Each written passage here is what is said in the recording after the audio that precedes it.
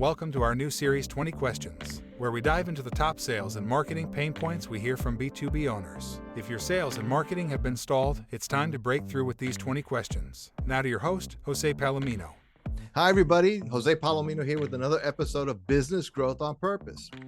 And I'm going to begin a short series here on key questions that B2B owners, much like you, have about marketing.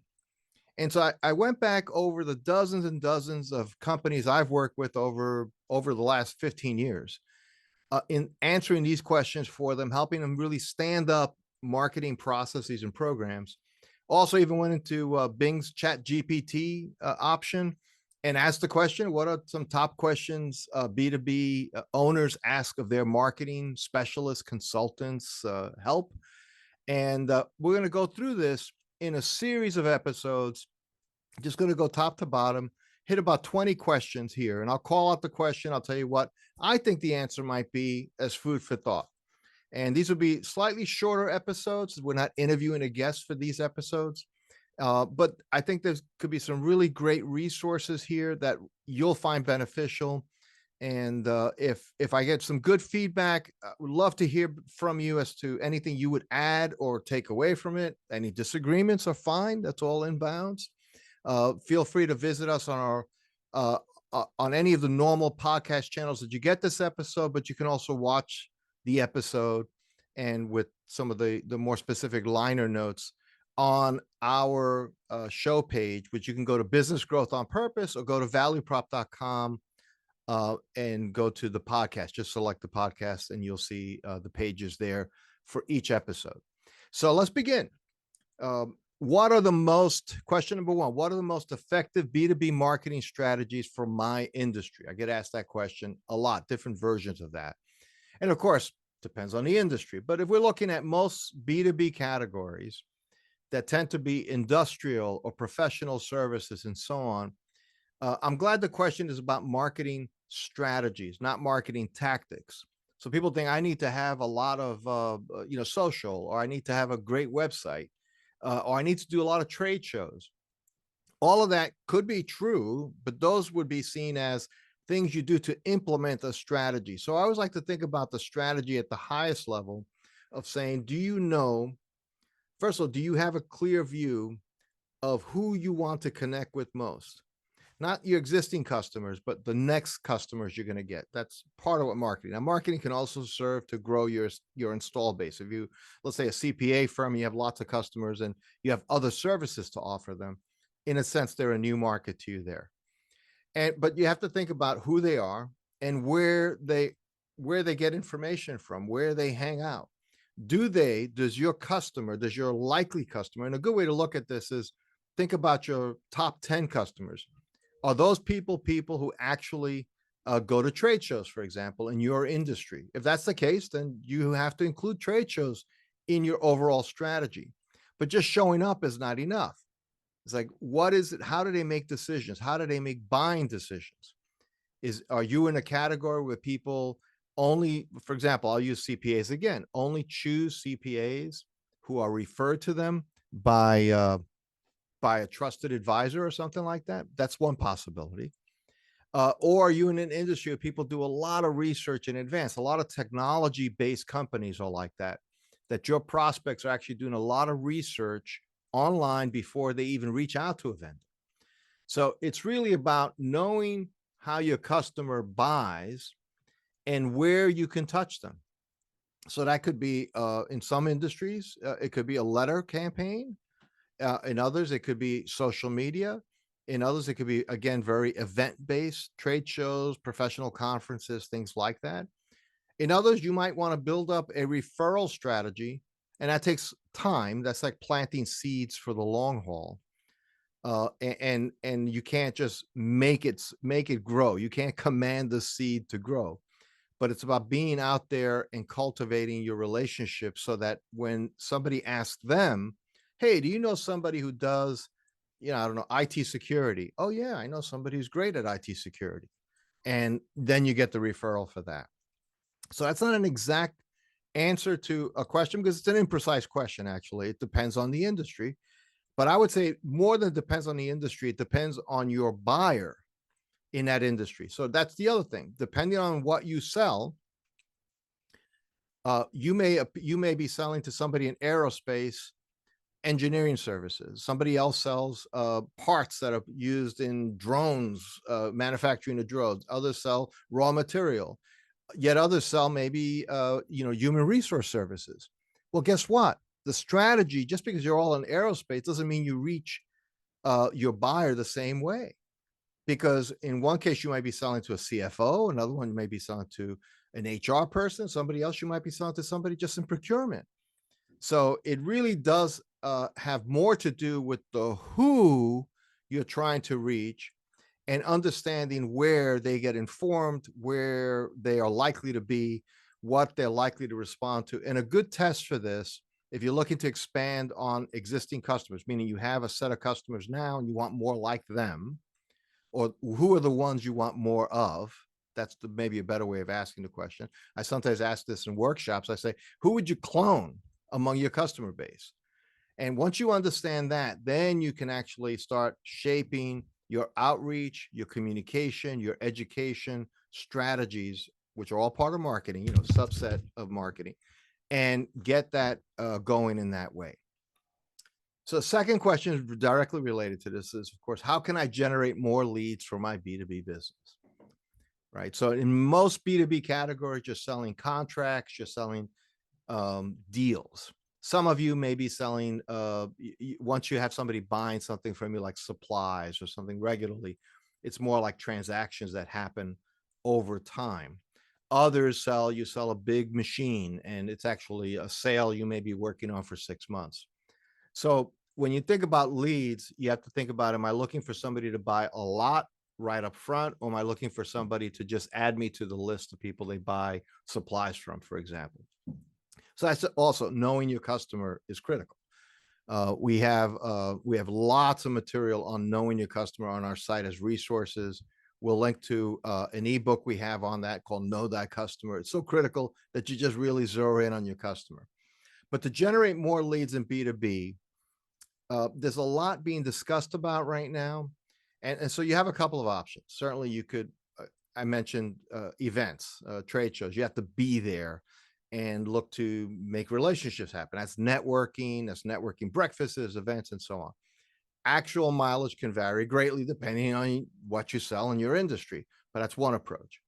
The other is direct approach. And there's 3 primary direct ways to reach out to somebody, not exclusively, but primary. Certainly send an email. So you get a list, you find a list, you built a list, you get a list from your professional association. There's so many ways to get lists. You can buy a list. There's list vendors, there's Info USA and so on. And you decide you want to send a personal email. And again, if you're sending, I'm not an attorney here, but if you send an email that's clearly marked as advertising or marketing or something that's not duplicitous, you should be on the right side of canned spam. Now, if you over automate that, and again, not the expert on this, that may be where you run into that. But if you're actually sending out emails to people you want to reach out to with a serious email, meaning something that properly frames you as somebody wanting to talk about something important to both of you, that can work. LinkedIn can be done the same way. You can send out messages, you can connect with people, you can send in-mails to people. And then there's like letters. And I think that's underutilized. People don't get much mail, certainly not like number 10 envelope with an actual letter that is real. Now, again, this runs into the kind of the contrary force in the marketplace now. You've been, if you're in business for more than a day, you've been pitched this already, lead gen services. Most of them are all about doing it at scale, just mass outreach via email, via social media, LinkedIn primarily in B2B, but not exclusively. And certainly, even physical mail, postcards, things like that. Any of these things can work, but generally quality over quantity. If you're doing this as a small business, or if you have 1 or 2 sales reps, dedicate some time to doing intelligent outreach. I think could work better for you. Reaching out to somebody because you've actually visited their website and you have an idea for them, how you might be able to help them very specifically, could be better. Again, if you can activate your referral network, that's great, but that you can't just press the red button and have your colleagues, associates, people who trust you, know you, like you can't just say, give me referrals. You can try it once and you can try it in a pinch, but it's not a really great process because it makes people want to avoid your phone call in the future.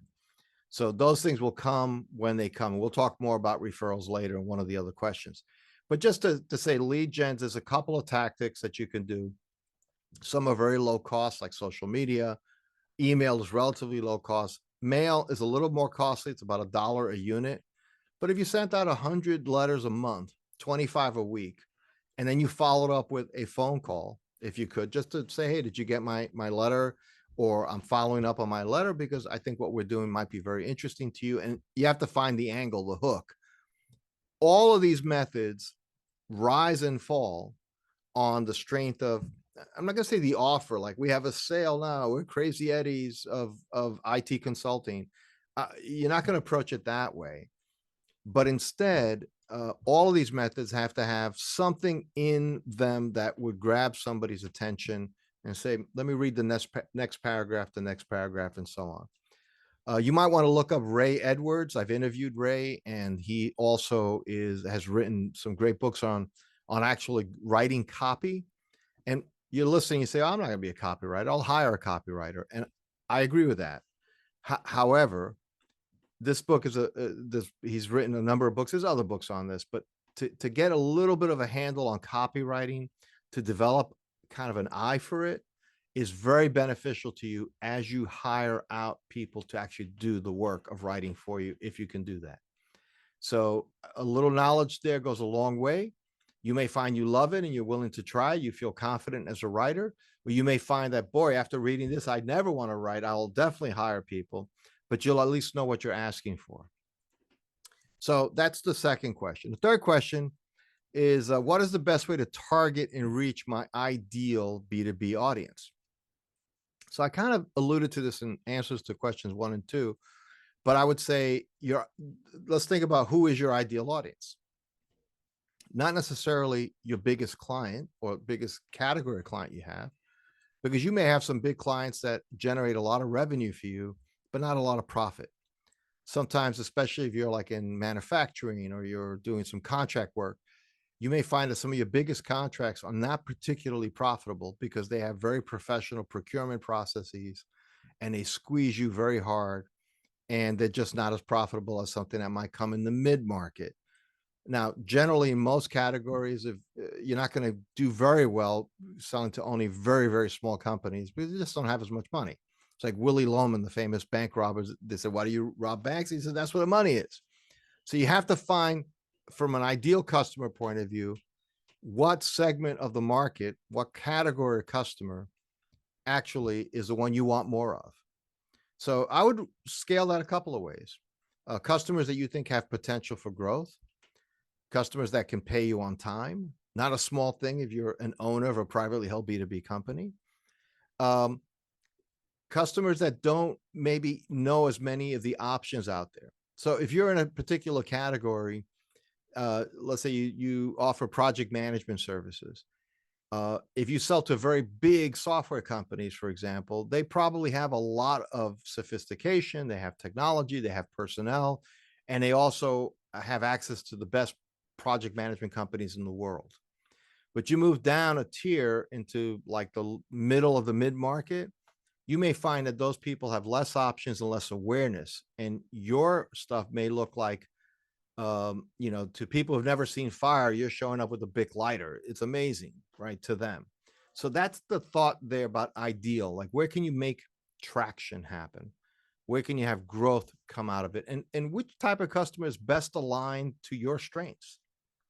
So if you're trying to keep going after a very big company, but you're a very small company, are you going to reach a point of disconnect where they're going to ask things of you, scale things of you that you will not be able to deliver on? So depending what kind of business you're in, if you're doing, let's say, some sort of like sales training, and you're going after 1,000-person sales teams, unless you have the ability to quickly scale trainers, you will not be successful at that. It's not ideal for you. At the same time, you don't necessarily want to sell sales training to a company with 2 sales reps. That's too small and doesn't scale for you the dollars you need. So think about that, who your ideal is, and then thinking about targeting them again, going back to the first answer, where are they?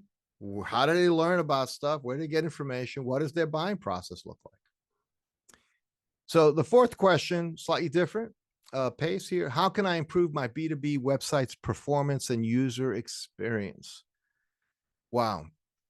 I've been on a lot of B2B websites, and most of them started out with a decent core design, but over time, the committee, I refer to the committee, which is usually the owner and anyone who has the owner's ear, have added pages and content and stuff. And so the homepage looks like a race car with all the logos and a lot of different things. Look at this. How about that? And so the whole point is it has no central focus. So in the same way that your value proposition should represent something distinct of importance of value to your customer, your website should try to aim at a sharp end of the spear. You don't need to tell everybody everything about your company on page 1. Newspapers don't do that. Magazines don't do that. Book covers don't do that. They give you enough to tease you to get you involved. So tell us on your homepage what you do and who you do it for, and why you do it differently. Somehow that should get across.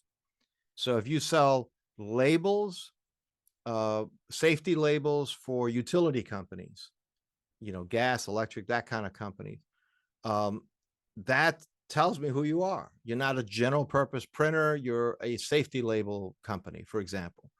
So focus is really key, especially because, as you travel the web, as you look up things, you have your attention span is very limited. You have a lot of distractions. The phone's ringing, your Zoom thing is ringing, your internal Slack channel, people are looking for you. You have 5 other browsers open with either the newspaper, business journal, your email, and the thing you were trying to work on since this morning. And you're looking for something on the web, where do you find it? So it's really important that when you get to a page that maybe got there through SEO, through organic, you found it came up in a Google search and you clicked on it, and you go to a page, does it promise you what you're looking for? Or does it confuse you? So when you talk about user experiences, eliminate confusion. There's a great book by a really top thinker in this area in user interface design. I think it's a great book for any business person to read, even though it sounds a little wonky, a little bit about design and so on. And I tend to like those things, so maybe my preference is there. But his name is Steve Krug. That's Krug. And he wrote a book 15 years ago. It still holds up today. It's called Don't Make Me Think. Don't Make Me Think. And his point, it was true then, it's even more true today. It's don't make me come to your website and have to figure you out and like scrutinize what is it you mean and what is it you sell and who do you sell it for. Make those things easy and make the navigation easy and intuitive. Don't name sections weird things, like how we change the world is not a menu selection. If what you mean to say is services, the services we offer. Do you see what I'm saying? So like you have to really think about it in terms of simplicity. So a great way to improve your user experience in your website is whenever you meet somebody new to you, maybe not even in your industry, just maybe you're in a business roundtable and somebody else will say, listen, can I sit with you for 15 minutes and just show you our website or our new website, and just out loud as you see things, just anything at all that impresses you, doesn't impress you. I'm not looking for your approval. I'm not looking for you to tell me it's great. I have no agenda other than to just your impressions. What do you think it means? What do you think it is? What do you look for when you go on a website? Now, look, there's people who do this very formally, but if you're a small business owner, you're not going to hire a user interface firm to spend $25,000 to analyze your website that costs you 10 grand to build. Doesn't make sense. And your designer may be too close to it to give you that good advice anymore. They're looking at it like this. So you have to be thinking in terms of getting some outside input. That's critical. And then really listen. Don't argue the point. They tell you what they tell you is what they feel. They're sampling of one. Get a couple of people to speak into it. And then as impassionately as you can, as dispassionately as you can, just take a look at it and say, could I find what I'm looking for? What are the things that I want people to be able to find on my website? How to contact us, what products we sell, who we target, what sets us apart. How would they find that? Maybe if you want to educate your audience with technical education, how would that look? So those are things that can go into making your site much better. So the fifth question I'm going to answer on this episode is what role does content marketing play in B2B lead generation? So that's a tricky question because it conflates two ideas, content marketing and then lead generation. So I look at content as its own good thing on many levels. Content that informs and doesn't necessarily sell can be very powerful on your website, on your social media, on LinkedIn posts. If you're really straight up B2B, could be a Facebook page if your particular industry is big in Facebook. It certainly could be TikTok, anything like that, Instagram Reels or whatever. I mean, whatever's relevant to your market. And it's relevant if you know your customers are there. Remember, that's one of the first questions we answered. So content marketing, really think of it this way. It's information that helps your customers before they spend money with you. Now, let me pause on that. That's a big idea if you really think about it. It's information you make available that's of benefit to your prospects before they spend money with you. Now, of course, it's a benefit to your customers who are actively spending money with you as well. But when you really think about it from a design point of view, you're thinking about what information can I put out there that would be of benefit to my customers before they spend money with me. So that means it has to do with their jobs. It has to do maybe with the broad category of stuff I do.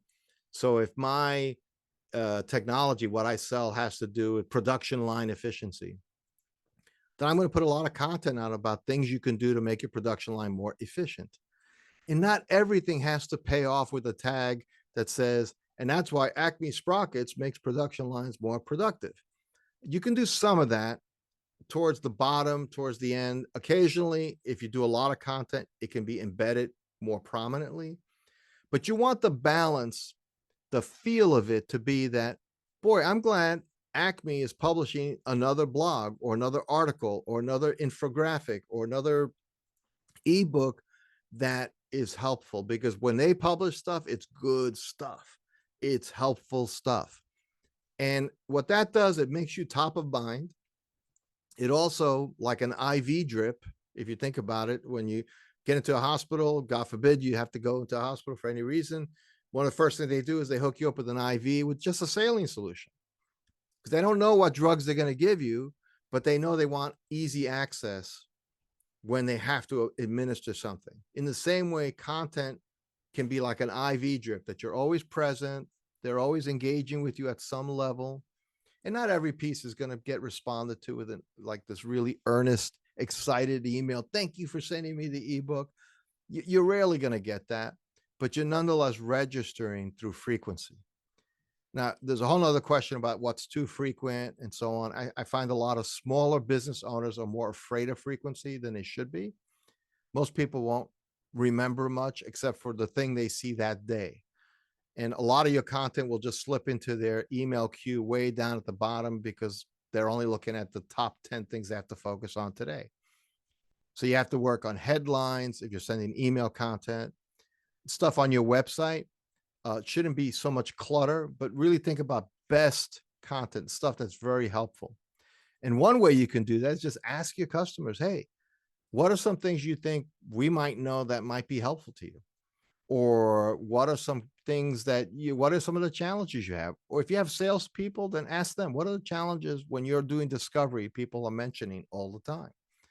Some of which you may address with your products, but some of which may be candidly, just things that are like industry issues or economic issues and so on. Now, you're not going to write content like you're The Economist or Business Week or Time Magazine necessarily. That's not the burden on you. You don't have to figure it out to that level. Just good, helpful stuff. You also, I know there's a lot of people, you may have them SEO experts that say, you need to have 1,500 word articles or else it won't rank. And I have to do content marketing for ranking purposes. And look, it helps, but I'd rather see you put out good, pithy content that people would read and appreciate through email, on your site, on your social. And here's the killer part of it too, the best part. If you're selling actively, remember those letters I mentioned, those emails you might send to say hello? You can say, and we just published this ebook that might be very helpful to you. Please enjoy it. Compliments on the house. Those little steps there mean that you can use your content and you can encourage your salespeople and anyone who touches customers to really know internally, everyone know the stuff you're putting out there, because there may be questions that your customers are asking you that you've already answered in a really well-written article. So get it out there. And that creates maybe not a net new lead if it's an existing customer, but it again brings you top of mind. And in some cases, you're selling in categories where you get a certain number of transactions from a customer, but your competitors get a certain other number of the same transaction that you could have gotten. And so you want to increase your share of wallet. And that helps you too. So it's not directly classically lead generation, i.e. getting a net new name client, but it can increase sales. On the net new name, as people find you, because SEO will improve as you publish things on your blog, you stay on a theme, and there's a whole discussion on SEO. I won't go into it on the answer to this question, but content marketing in B2B is critical to connect your value to your prospects in a variety of ways that they can actually remember you, respond to you, and appreciate you in a bigger way. So for now, those are 5 questions we tackled. We're going to continue tackling some more. This has been Jose Palomino, CEO of Value Prop, and your host on Business Growth on Purpose. If, as we go through the series, or even right now, you want to drop me a line with another question, happy to include it in subsequent episodes. And if you want to talk to me for any reason about your business to see if there's some way we could help you, just go to josepalomino.com. It goes right to my scheduler, and we can have a half-hour conversation and just learn about each other and see if there's if there's an opportunity for us to work together in a way that helps you grow your business on purpose. Thanks for listening to another episode of Business Growth on Purpose. If you like the show, hit subscribe and leave us a review to help other people find the podcast. And if you're ready to take the next step in driving intentional growth for your business, come check out what we're doing at valueprop.com. We've developed industry-leading programs and systems to help B2B owners take control of their growth. Until then, thanks for listening to another episode of Business Growth on Purpose.